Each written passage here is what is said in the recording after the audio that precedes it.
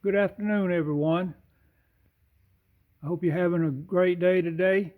I just wanted to do another little video for you that's pertaining to the series that I did an intro on last week. The topic of how can I build my own log home? And so I thought today I would do a short video for you. Would be part two of that series. And our topic today I wanted to speak on is how do I legally build my own log home? You know, if you can't build it legally, or if you're not legal to build it, let's say it that way. If you're not legal to build it, then you can't build it. It's that simple. So I'm going to address that topic today, talk with you about it. I'm going to come discuss it in three different parts. Part one will be your part. Part two will be my part. And part three will be maybe an alternative. So let's get started. Part one, your part of can I build my own log home? And that's going to really be dependent upon where you live at and your locale. You must go through your building department. And in some building departments, you can't build your own home. Especially if you're living in a large city or close to a large city, or maybe a county that has a large city in it. They have many building restrictions. And so you may not be able to build your own log home simply because of your locale. When we lived in Charleston County, outside of Charleston, the restrictions down there are so great that I don't see how a contractor really knows what all he's supposed to do. Because of being on the coastline and all, the restrictions are much more severe. And so the independent homeowner would not be able to do any of his work himself. It all has to be contracted. But if you're living in a rural county or a rural area where there may not be as many restrictions, then you may possibly be able to do the work yourself. So my suggestion would be to begin by speaking to the building department that is in your locale. Should be listed under the building department in your county or your city. Now, if your property is in a subdivision with an HOA, I doubt seriously they're going to allow you to build your own home, because building your own home takes time. And an HOA is not interested in a site in their subdivision that is continuously a construction site, let's say, building materials, lack of landscape, and all like that.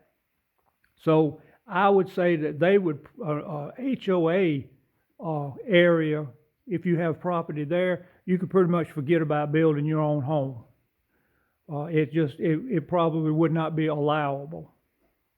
So what you need to do is check with your building department, and don't go in there and ask them, can I build my own home? What you want to ask them is, can I be my own general contractor? That's what you want to know. If you're your own general contractor, then you have a big say-so in the build of your house.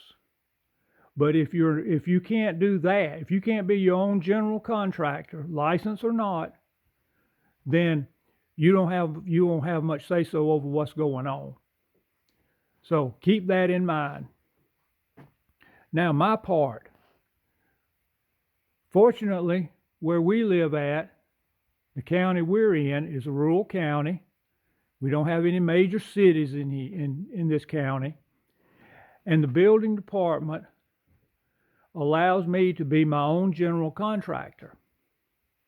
You see, as I mentioned last week, this is not our first log home that we've built. This is actually the second one. The first one we built in 1980. And at that time, there was no building department in this county.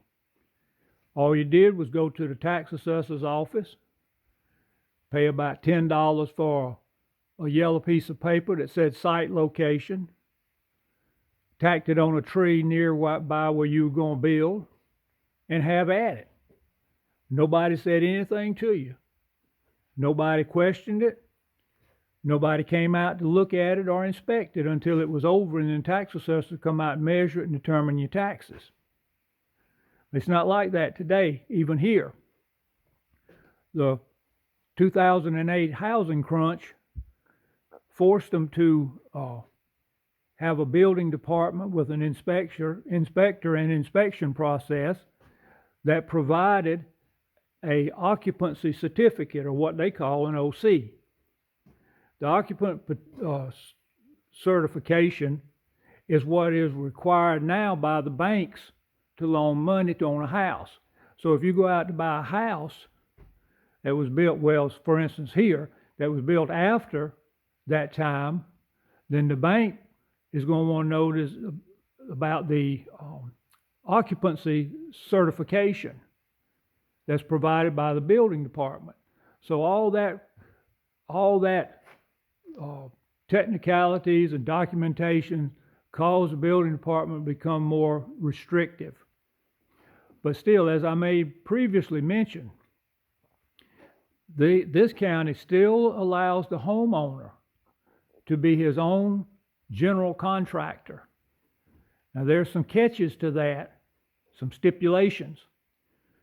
Stipulation 1 was that I had to sign an affidavit saying that I would be my own general contractor and that I would not sell this home within the first 2 years of living here. So I have to complete this home, live here for 2 years before I'm able to sell it. That's filed in the clerk of court's office, so if the house were sold, it reflects on the deed that this house cannot be sold until we have our occupancy certificate. The other stipulation is that any work that I did or any work that I will do on this house has to meet code. For instance, the electrical. All the electrical wiring I've done myself. All the boxes, all the cables, all the way up to the panel, even to the outside to the meter base. I've done it all. And it has met code, electrical code, NEC code. So anything that I do has to meet code. The third stipulation was that any tradesman that I hired to do work other than what I did myself had to be someone who was licensed in the trade or the discipline they're at, such as the plumbing there. I contracted a licensed plumber to come in and do all my plumbing rough-in because that's part of the stipulation. If I did it, that would be okay. I'm not licensed, but it would have to meet code. And there was so much restrictions with the codes and the vent pipes and everything. I didn't even want to try. So I just went out and hired a plumber to come in and do it for me. And so you may be able to do that. So those are the 3 restrictions. Number 1, I had to meet code. Well, number 1, I had to sign an affidavit on the sale of the house within 2 years. Number 2, I had to meet code. Number 3, I have to always hire a licensed professional in that discipline. So that's what we're doing here. Now, the alternative, part 3.